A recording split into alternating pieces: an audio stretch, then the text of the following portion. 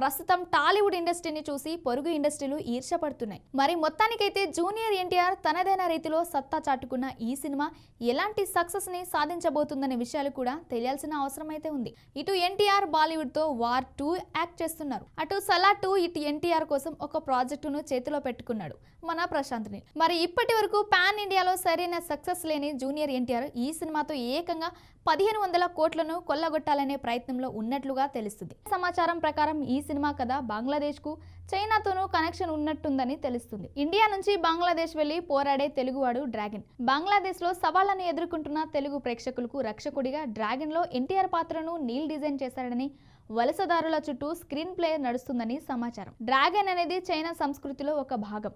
అందుకే దీన్ని టైటిల్ గా పెడితే అక్కడి ఆడియన్స్ కూడా కనెక్ట్ అవుతారని నీల్ ఆలోచిస్తున్నట్టుగా తెలుస్తుంది. టైటిల్ కంటెంట్ తో చైనా ఆడియన్స్ కనెక్ట్ అయితే ఎన్టీఆర్ 31 కు లక్ దక్కినట్టే అని చెప్పవచ్చు.